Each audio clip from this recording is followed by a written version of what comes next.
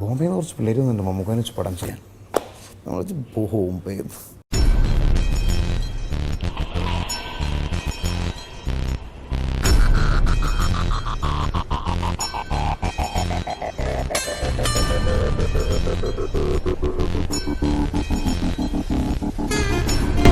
ചില സിനിമകൾ കാണുമ്പോൾ തന്നെ നമുക്കറിയാം ഇതിന്റെ ഡയറക്ടർ ആരാണ്.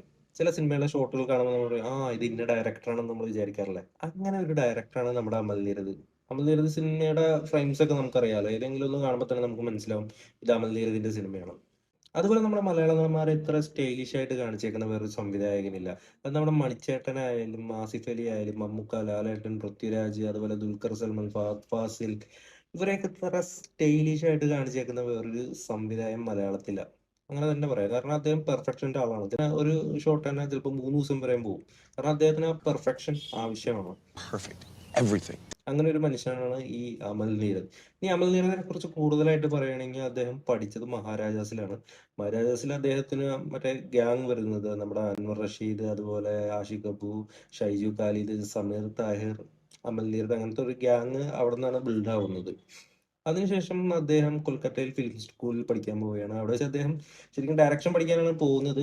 അവിടെ ചെന്നതിനായിട്ട് അവര് പറയുന്നു, ഈ അമൽ നീരദ് നന്നായിട്ട് സ്റ്റിൽ ഫോട്ടോസ് ചെയ്യുമായിരുന്നു. അപ്പൊ അത് കണ്ടിട്ട് അവര് പറയുന്നത് നിങ്ങൾക്ക് സിനിമാറ്റോഗ്രാഫർ ആയിക്കൂടെ എന്ന് പറഞ്ഞ് അങ്ങനെ അദ്ദേഹം സിനിമാറ്റോഗ്രാഫിയിലോട്ട് മാറുകയാണ്. അതിനുശേഷം 2004 അദ്ദേഹം മലയാള സിനിമയിലെത്തി. രഞ്ജിത്തിനോടുള്ള ഒരു പരിചയം വെച്ചിട്ട് അങ്ങനെ ബ്ലാക്ക് എന്ന സിനിമയിൽ അദ്ദേഹം സിനിമാറ്റോഗ്രാഫി വർക്ക് ചെയ്യുകയാണ്. നമുക്കറിയാം ബ്ലാക്ക് എന്ന സിനിമയിലെ സിനിമാറ്റോഗ്രാഫി എത്ര ഭംഗിയായിട്ടാണ് ചെയ്തേക്കുന്നത്. നമ്മുടെ കൊച്ചി മട്ടാഞ്ചേരിയൊക്കെ അടിപൊളിയായിട്ടാണ് ആ സിനിമയിൽ കാണിച്ചേക്കുന്നത്. അപ്പൊ തന്നെ നമ്മളൊക്കെ ഒന്ന് വിചാരിച്ചത് ആരാണ് ഇതിന്റെ ക്യാമറമാൻ, നമ്മൾ ഇതുവരെ കാണാത്ത ഫ്രെയിംസ് ആണല്ലോ ഈ സിനിമയിൽ കാണുന്നത്.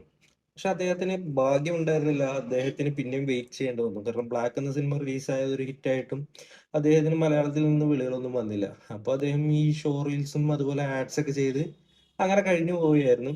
അങ്ങനെ അദ്ദേഹത്തിന്റെ ഷോ റീൽസും അഡ്വർടൈസ്മെന്റ് ഒക്കെ കണ്ടിട്ട് നമ്മുടെ രാം ഗോപാൽ വർമ്മക്ക് വളരെയധികം ഇഷ്ടപ്പെടുകയും അദ്ദേഹത്തെ മുംബൈയിലോട്ട് ക്ഷണിക്കുകയും ചെയ്യാണ്. നേരെ ടിക്കറ്റ് ഇട്ട് കൊടുക്കുന്നു, അമൽ നീരദ് മുംബൈക്ക് പോകുന്നു. അവിടെ ചെന്നിട്ട് RGB പ്രൊഡക്ഷൻസ്, അതായത് നമ്മുടെ രാം ഗോപാൽ വർമ്മയുടെ പ്രൊഡക്ഷൻ കമ്പനിയാണ്. അതിന്റെ അണ്ടറിൽ 3 സിനിമകളിൽ സിനിമാറ്റോഗ്രാഫി നമ്മുടെ അമൽ നീരദ് ചെയ്യുകയാണ്. ആദ്യത്തെ സിനിമ 2005 ഇറങ്ങിയ ജെയിംസ് ആണ്. അതിലാണ് നമ്മുടെ സായിപ് ഉള്ളത്.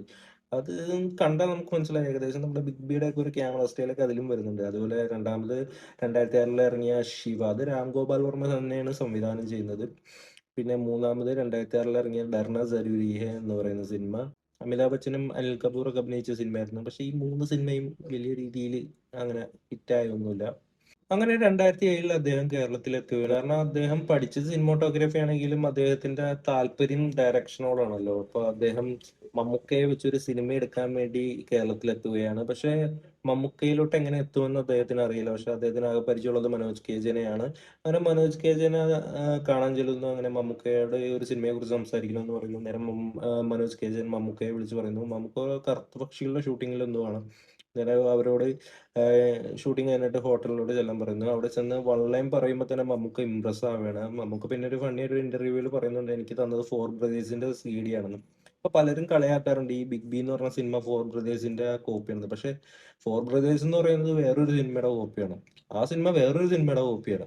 അപ്പൊ ഇതിനെ നമുക്ക് അങ്ങനെ കോപ്പി എന്നൊന്നും പറയാൻ പറ്റില്ല.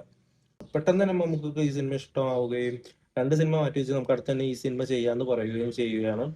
കാരണം അമൽ നീരദിന്റെ മനസ്സിലുള്ള കൺസെപ്റ്റ് മനസ്സിലാക്കാൻ മമ്മൂക്കൊക്കെ പറ്റുള്ളൂ. കാരണം മമ്മൂക്ക അത്യാവശ്യമുള്ള ഒരു നല്ല രീതിയിൽ തന്നെ സിനിമയിൽ വളരെ അപ്ഡേറ്റഡ് ആയിട്ടുള്ള ആളാണ്. 80% ബിഗ് ബിയുടെ ആളുകൾ പുതിയതാണ്. അതായത് ക്യാമറമാൻ ആയാലും ഡയറക്ഷൻ ആയാലും കോസ്റ്റ്യൂമർ ആയാലും അതുപോലെ മ്യൂസിക്, അങ്ങനെ എല്ലാം പുതിയ ആൾക്കാരാണ്. ഇത്രയും പുതിയ ആൾക്കാർക്ക് അവസരം കൊടുക്കാനും മമ്മൂക്കക്ക് മാത്രമേ ധൈര്യമുള്ളൂ. വേറൊരു നടനും അതിനുള്ള ധൈര്യം ഉണ്ടാവില്ല. ഒരു 2 അസോസിയേറ്റ് ഡയറക്ടറെങ്കിലും വെച്ചിട്ട് ഇതൊക്കെ ചെയ്യിപ്പിക്കുള്ളൂ. പക്ഷെ അമൽ നീരദിനോടുള്ള പൂർണ്ണ വിശ്വാസത്തോടു കൂടി മമ്മൂക്ക ഈ സിനിമ അവരെ ഏൽപ്പിക്കുകയാണ്. അതുപോലെ പ്രൊഡക്ഷൻ സൈഡിൽ നിന്ന് മമ്മൂക്ക നല്ലപോലെ ഇവരെ ബാക്ക് ചെയ്യുന്നുണ്ടായിരുന്നു. പക്ഷെ പലരും പറയുന്നത് ബിഗ് ബി എന്ന സിനിമ ഫ്ലോപ്പ് ആണെന്നാണ്. പക്ഷെ അത് വലിയ വിജയമായില്ല എന്നുള്ളത് സത്യം തന്നെയാണ്. കാരണം ചോട്ട മുമ്പേ ആയിരുന്നു എതിർവശത്തുണ്ടായിരുന്നത്. അതൊരു ഫെസ്റ്റിവൽ മൂഡ് സിനിമ ആയതുകൊണ്ട് ഈ സിനിമക്ക് അധികം അങ്ങനെ പിടിച്ചു നിൽക്കാൻ സാധിച്ചില്ല. ഇത് സിംഗിൾ ആയിട്ട് ഇറങ്ങിയായിരുന്നെങ്കിൽ നല്ലപോലെ കളക്ഷൻ നേടേണ്ട ഒരു സിനിമ തന്നെയായിരുന്നു ബിഗ് ബി. പിന്നെ ഈ സിനിമക്ക് പറ്റിയതെന്ന് പറഞ്ഞാൽ എല്ലാ ജില്ലകളിലും ഈ സിനിമക്ക് കളക്ഷൻ ഉണ്ടായില്ല. കൊച്ചി അങ്ങനെ ചുരുക്കം ചില ജില്ലകളിലാണ് ഏറ്റവും കൂടുതൽ കളക്ഷൻ ഉണ്ടായത്. ഇപ്പൊ 100-101 ദിവസം ഓടിയ പടം തന്നെയാണ് ബിഗ് ബി. പക്ഷേ എല്ലാ ജില്ലകളിലും അത്ര നന്നായിട്ട് ഓടിയില്ല. അത് തന്നെയായിരുന്നു ഈ സിനിമയുടെ പ്രശ്നം. അതിനുശേഷം 2009 പിന്നെ അമൽ നീരദ് സിനിമ ചെയ്യുന്നത്. അത് സാഗർ റിലീസ് ജാക്കി റീലോഡഡ് ആണ്. 2008 അദ്ദേഹം സിനിമ ഒന്നും ചെയ്തിട്ടില്ല. ശരിക്കും പറഞ്ഞാൽ ആ ടൈമിൽ ആ ഗ്യാപ്പിലാണ് ശരിക്കും അമൽ നീരദ് ഹിറ്റ് ആയത്. നമ്മുടെ പഴയ നോക്കിയയുടെ ഫോണൊക്കെ ഉണ്ടല്ലോ, അതിനകത്തൊക്കെ എപ്പോഴും വരുന്ന കട്ട് വീഡിയോസ് ഉണ്ടായിരുന്നു. മറ്റേ ഇന്നസെന്റിന്റെ മറ്റേ കല്യാണ ചോറ് കിട്ടുക എന്നുള്ളത്, അത് അങ്ങനെ കുറെ ആക്സിഡന്റ് സീനൊക്കെ, അതൊക്കെ ആ ടൈമിലാണ് മൊബൈലിൽ ചെറിയ കട്ട് സീനായിട്ട് ഹിറ്റ് ആവുന്നത്. അതിൽ മെയിനായിട്ട് ബിഗ് ബിയിലെ ഗൺ ഷോട്ട്സ്, ബിഗ് ബിയിലെ ഡയലോഗ് ഒക്കെ വെച്ചുള്ള ഒരു സോങ്ങില്, അതൊക്കെ വളരെയധികം ഹിറ്റ് ആവുന്നത് ആ ടൈമിലാണ്. അത് അങ്ങനെ വളരെയധികം ആളുകളോട് എത്തുകയും ഈ ടോറന്റ് വഴി സിനിമ വളരെ അധികം ആളുകൾ കാണുകയും ചെയ്തു ആ ടൈമിൽ. അതിന്റെ അഡ്വാൻറ്റേജ് എടുത്ത് നമ്മുടെ ആന്റണി പെരുമ്പാവൂർ ലാലേട്ടന്റെ ഡേറ്റ് അമൽ നീരദിന് കൊടുക്കുകയാണ്. നമുക്ക് പെട്ടെന്ന് തന്നെ ഒരു സിനിമ ചെയ്യാന്ന് പറയുന്നത്.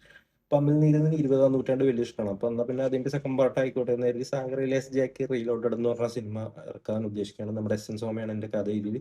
പിന്നീട് എസ് എൻ സ്വാമി പറയണ്ടായിരുന്നു, നമ്മൾ ഈ ആന്റണി പെരുമ്പാവൂർ നിർബന്ധിച്ച് എഴുതിയ കഥയാണ്, എനിക്കറിയാവുന്ന ഈ സിനിമ പൊട്ടുന്നത്. അത് തന്നെ സംഭവിച്ചു. സിനിമ വലിയൊരു ഹിറ്റ് ആയില്ല, ഒരു ആവറേജിൽ ഒതുങ്ങി. എമ്പുരാനേക്കാളും ഏറ്റവും സ്റ്റൈലിഷ് ആയിട്ട് നമ്മൾ ലാലേട്ടനെ കണ്ടേക്കുന്നത് സാഗർ ഇലിയാസ് ജാക്കിയിലാണ്. അതുപോലെ background score, slow motion gun shots, കുറെ ഗൺ ഷോട്ട്സ് ഒന്നും ലാലേട്ടന് പറ്റുന്നുണ്ടായിരുന്നില്ല. കാരണം ആ ടൈമിൽ കുറച്ച് തടിയൊക്കെ കൂടുതലായതുകൊണ്ട് മാക്സിമം അഡ്ജസ്റ്റ് ചെയ്ത് ആ സിനിമ പോയി. അതിനുശേഷം 2010 അദ്ദേഹത്തിൻ്റെതായിട്ട് വരുന്ന സിനിമയാണ് അൻവർ. അൻവർ ഒരു അടിപൊളി സിനിമയാണ്. പക്ഷെ അതിന് ക്ലാഷ് ആയിട്ട് വന്നത് എന്തിരനാണ്. എന്തിരന ഒരു ഗംഭീര വിജയവും ബ്ലോക്ക് ബസ്റ്ററും തമിഴ്നാട്ടിലും കേരളത്തിലും ഇന്ത്യ മൊത്തം ഗംഭീരമായി ഓടിയം കൊണ്ട് അൻവർ കുറച്ച് താന്നുപോയി. തിയേറ്ററൊക്കെ കുറഞ്ഞുപോയി അൻവറിന്. അങ്ങനെ ഒരു ഫ്ലോപ്പായ സിനിമയാണ് അൻവർ. പക്ഷെ ഒരു ഗംഭീര സിനിമ തന്നെയായിരുന്നു അൻവർ. അതിനുശേഷം അദ്ദേഹം 2010 തന്നെ ടൂർണമെന്റ് എന്ന സിനിമയിൽ, അതായത് ലാൽ സംവിധാനം ചെയ്ത ടൂർണമെന്റ് എന്ന സിനിമയിൽ നില നില എന്ന് പറഞ്ഞ സോങ്ങിന് ക്യാമറ വർക്ക് ചെയ്യുകയുണ്ടായി.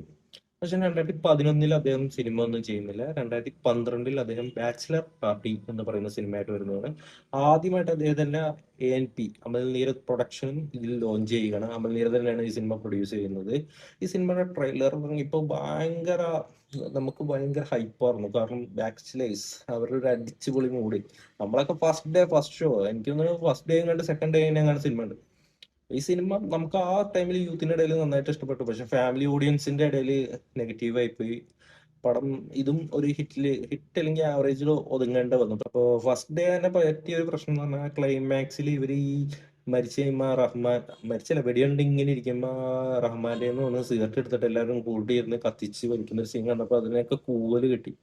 അപ്പൊ അത് അത്രയും വെടി കൊണ്ടിട്ടാണ് ഇവര് ആ സിഗരറ്റ് അവിടെ നിന്ന് വന്നെടുത്ത് വലിക്കുന്നത്. പിന്നെ വന്ന സീനിലൊക്കെ ക്ലൈമാക്സിൽ ആ ഭാഗം കട്ട് ചെയ്ത് തന്നിട്ട്, അപ്പൊ നിങ്ങൾ ഈ സിനിമ ഇപ്പൊ കാണുമ്പോൾ നിങ്ങൾക്ക് മനസ്സിലാവും ക്ലൈമാക്സിൽ എല്ലാവരുടെ ചുണ്ടിൽ സിഗരറ്റ് ഇരിക്കേണ്ടത് ആ സീൻ ആയിരുന്നു. ഫസ്റ്റ് ഞങ്ങളൊക്കെ കണ്ടത് കൊണ്ട് ആ സീൻ ഞങ്ങൾക്ക് കാണാൻ പറ്റി. അതിനുശേഷം 2013 അമൽ നീരദ് ഒരു പരീക്ഷണ ചിത്രമായിട്ട് വരികയാണ്. 5 സുന്ദരികൾ എന്നാണ് സിനിമയുടെ പേര്.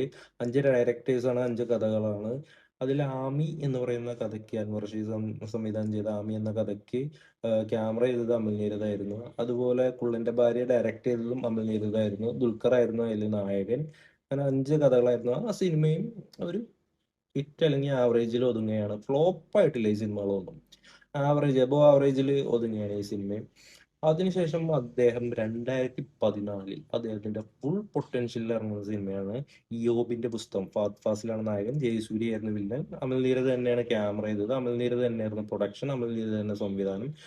ഈ സിനിമ ഒരു ബ്ലോക്ക് ബസ്റ്റർ ആയിരുന്നു ആ ടൈമിൽ. കാരണം പണ്ട് അമൽ നീരദ് എടുക്കാനിരുന്ന അരിവാൾ ചുറ്റിയ നക്ഷത്രം എന്ന് പറയുന്ന സിനിമ, അതായത് മമ്മൂക്ക നടനും പൃഥ്വിരാജ് വില്ലനായിട്ട് എടുക്കാനിരുന്ന ഒരു സിനിമയുടെ ഒക്കെ ഒരു കഥാപ്ലോട്ടായിരുന്നു ഈ സിനിമക്കെന്ന് കേട്ടിട്ടുണ്ട്.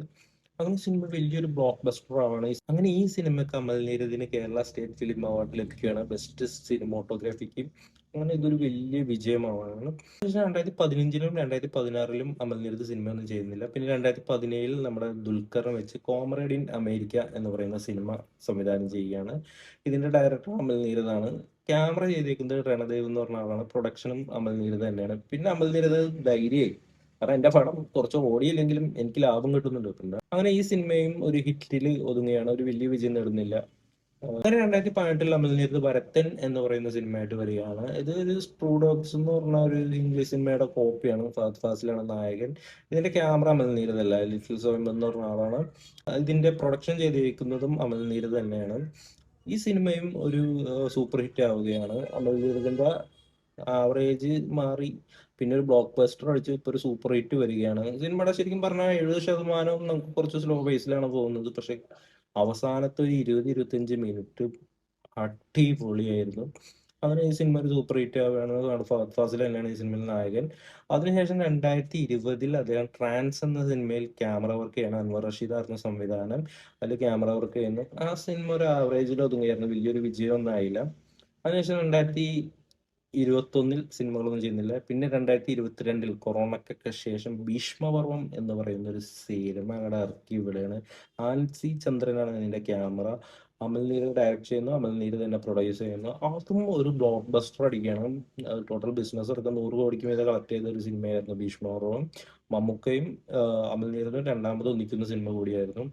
ഇതൊരു രക്ഷയില്ലാത്ത സിനിമയായിരുന്നു. നല്ല ചാമ്പിക്കോയൊക്കെ വെറുതെ വേറെ ലെവലായിരുന്നു. അതിനുശേഷം 2023 സിനിമയൊന്നും ചെയ്യുന്നില്ല. 2024 കുഞ്ചാക്കോ ബോബനെ വെച്ച് ബോഗൻവില്ല എന്ന് പറയുന്ന സിനിമ സംവിധാനം ചെയ്യുകയാണ്. ആലൻ സി ചന്ദ്രൻ തന്നെയാണ് ഇതിന്റെ ക്യാമറാമാൻ. അമൽ നീരദിന്റെ പ്രൊഡക്ഷൻ, അമൽ നീരദ് തന്നെ സംവിധാനം ചെയ്യുന്നു. ഇതും ഒരു ഹിറ്റ് സിനിമയിൽ ഒതുങ്ങുകയാണ്. ഹിറ്റ് അല്ലെങ്കിൽ അബോ ആവറേജ് ആ ലിസ്റ്റിലേ വരുള്ളൂ ഈ സിനിമ. അങ്ങനെ വലിയൊരു വിജയമൊന്നും നേടുന്നില്ല. ഇതൊരു സിനിമയുടെ കോപ്പി, നോവലിന്റെ കോപ്പി ആയിരുന്നു ഈ സിനിമ. അത് അമൽ നീരദ് ആ സിനിമയിൽ പറയുന്നുണ്ട്. നല്ല രസമായിരുന്നു. കുഞ്ചാക്കോനെ കാണാനൊക്കെ നല്ല ലുക്കായിരുന്നു. ജ്യോതിർമഴ ഉണ്ടായിരുന്നു, അദ്ദേഹത്തിന്റെ ഭാര്യ അതിലൊരു മെയിൻ റോൾ ചെയ്യുന്നുണ്ടായിരുന്നു. പക്ഷെ ഈ പടവും ഒരു ആവറേജിൽ ഒതുങ്ങുകയാണ്. അതിനുശേഷം ഇപ്പൊ 2025 സിനിമ ഒന്നും ഉണ്ടായിരുന്നില്ല. 2026 ബാച്ചിലർ പാർട്ടി ഡ്യൂക്സ് എന്ന് പറഞ്ഞ സിനിമ ആണ് ഇനി അടുത്തതായിട്ട് ഇറങ്ങാനിരിക്കുന്നത്. ടോവിനോ, നമ്മുടെ ശ്രീനാഥ് ബാസി, അതുപോലെ നെസ്ലിൻ, അങ്ങനെ കുറെ പേരുള്ള ഒരു സിനിമയാണ്. കുഞ്ചാക്കോ ബോബനുണ്ട്. ആ സിനിമയുടെ പ്രൊഡക്ഷൻ അദ്ദേഹം തന്നെയാണ്. അതുപോലെ ക്യാമറ ലിറ്റിൽ സ്വയംഭാണോ അൻസി ചന്ദ്രനാണോ എന്നറിയില്ല. ഡയറക്ഷൻ അമൽ നീരദ്. ഇനി വരാൻ അദ്ദേഹത്തിന്റെ റിലീസ് ആവാനിരിക്കുന്ന സിനിമ ഇത് തന്നെയാണ്. 2026 റിലീസ് ഉണ്ടാവുമെന്നാണ് നമുക്കറിയാൻ സാധിച്ചത്. പിന്നെ അദ്ദേഹത്തിന് വരാനിരിക്കുന്ന നമ്മളെല്ലാവരും വെയിറ്റ് ചെയ്യുന്ന ബിലാലാണ്. ബിലാലിന്റെ ഇപ്പോൾ അതിന്റെ പ്രൊഡക്ഷന്റെ എല്ലാ കാര്യങ്ങളും ഇപ്പൊ വേഫാർ ഫിലിംസ് ഏറ്റെടുത്തെന്നാണ് നമുക്ക് കേൾക്കാൻ സാധിച്ചത്. എനിക്കൊന്നും തോന്നുന്നു ആ സിനിമയുടെ ബഡ്ജറ്റ് കൊണ്ടാണ് ആ സിനിമ നീണ്ടു പോണേന്ന് എനിക്ക് തോന്നുന്നത്. കാരണം അത്രയും വലിയ ബഡ്ജറ്റ് ഇപ്പോ ഇല്ല, പ്രൊഡക്ഷന്റെ സൈഡിൽ ഇല്ലാത്തത് കൊണ്ടാണ് ഇത്രയും നീണ്ടുപോയെന്നാണ് ഞാൻ വിചാരിക്കുന്നത്. കാരണം ഉടൻ തന്നെ ആ സിനിമയുടെ ഷൂട്ടിംഗ് സ്റ്റാർട്ട് ചെയ്യാൻ സാധ്യതയുണ്ട്. കാരണം 2007 ബിഗ് ബി റിലീസ് ആവുന്നത്. എനിക്ക് അത് വെച്ച് നോക്കുമ്പോൾ 2027 ബിലാൽ പ്ലാൻ ചെയ്യാനായിരിക്കും അവർ ഉദ്ദേശിക്കുന്നത്. കാരണം ആ 7 എന്നുള്ള നമ്പർ വരാനാണെന്ന് തോന്നുന്നു. 20 വർഷത്തിന് ശേഷം 2027 ബിലാലിന്റെ ഷൂട്ടിംഗ് ആരംഭിക്കുമെന്ന് നമ്മൾ വിശ്വസിക്കുന്നു. വേഫർ ഫിലിംസ് ഒരു വലിയ ബാനറിലുള്ള സിനിമകളൊക്കെ ചെയ്യാൻ കൽപ്പുള്ള ഒരു ടീമാണ്. അതിന്റെ കോ പ്രൊഡ്യൂസറായിട്ട് അമൽ നീരദിന്റെ ടീമും കൂടി വന്നതിനാൽ സിനിമ അങ്ങോട്ട് പൊളിക്കും. സിനിമക്ക് വേണ്ടിയാണ് നമ്മളെല്ലാവരും വെയിറ്റ് ചെയ്യുന്നത്. അമൽ നീരദിന്റെ ഫേസ്ബുക്കിലെ പ്രൊഫൈലിലെ ഫോട്ടോ എന്ന് മാറണോ അത്രയും നാളെ നമുക്ക് വിശ്വാസം ഉണ്ടാവും ഈ ബിലാൽ എന്ന സിനിമ സംഭവിക്കുമെന്ന്. അപ്പൊ ഇത്രയാണ് അമൽ നീരദിനെ കുറിച്ച് പറയാനുള്ളത്. അപ്പൊ എല്ലാവർക്കും ഈ വീഡിയോ ഇഷ്ടമായി എന്ന് കരുതുന്നു. ഇഷ്ടമായിട്ടാണ് തീർച്ചയായിട്ടും ഈ ചാനൽ സബ്സ്ക്രൈബ് ചെയ്ത് വിട്ടേക്കുക. അടുത്ത വീഡിയോ ആയിട്ട് കാണുന്നവരെ ബൈ.